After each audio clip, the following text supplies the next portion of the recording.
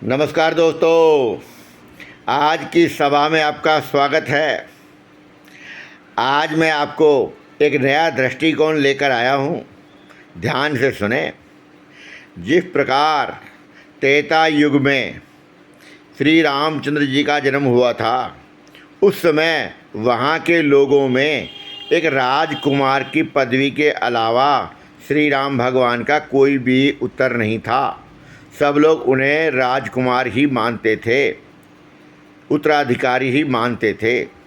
उनमें किसी भी तरह के भगवत स्वरूप का कोई भी दर्शन नहीं होता था, क्योंकि वह साधारण पुरुष थे।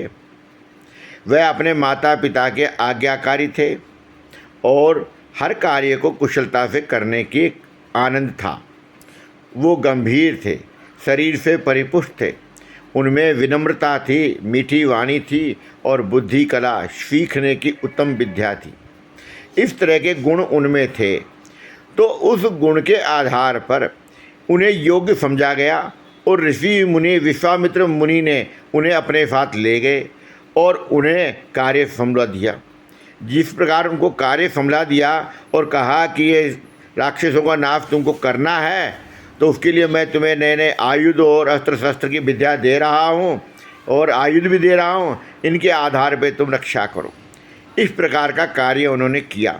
फिर आगे बढ़ते हुए अब जिनका वो कार्य करेंगे, ये स्वाभाविक है कि आप किसी को मारेंगे तो आपके प्रति शत्रुता बन ही जाती है।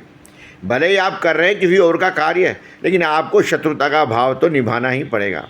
बस इसी क्रम में जब रामचंद्र जी ने ताड़ का वध किया और भी राक्षसों का वध किया, तो उससे उनका बैर बढ़ गया और रावण के कुल में उनसे द्वेष हो गया। और इसी द्वेष के कारण भगवान श्री राम की पत्नी सीता माता का हरण हुआ, क्योंकि द्वेष तो मन में बन ही जाता है, क्योंकि शत्रुता किसी भी को अच्छी नहीं लगती। और इसी तरह से वह आगे कार्य हुआ। तो आज के ज़माने में अगर देखा जाए तो आज आपको कोई अच्छा व्यक्ति और कंपनी में आपको नौकरी या व्यापार में उत्तरदायी दिया जाता है आपको, तो आपको वह कार्य बड़ी दक्षता से किया जाता है, क्योंकि आपको अधिकार भी दिए जाते हैं। जैसे श्री राम भगवान को अधिकार दिए विश्वामित्र जी ने, इसी प्रकार आपको भी अधिकार दिए गए। आप उन्हें निपुणता से करेंगे तो अच्छा कार्य होगा। अब आप जब कार्य करेंगे तो आपके प्रतिद्वंदी भी पैदा हो ही जाते हैं। व्यापार में हो या किसी और काम में हो, वह आपसे ईर्ष्या करेंगे और आपको नुकसान पहुंचाने का कार्य करेंगे।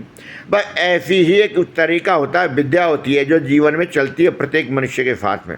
राम के रूप में अच्छे कार्य कुशल व्यक्ति की गणना होती है और उसके शत्रु भी उत्पन्न होते हैं। जिस प्रकार राम जी की पत्नी सीता का हरण हुआ, ऐसे ही अच्छे व्यक्ति के पीछे भी दुश्मन लगे रहते हैं और उसे परेशान करते हैं। जय श्री राधे।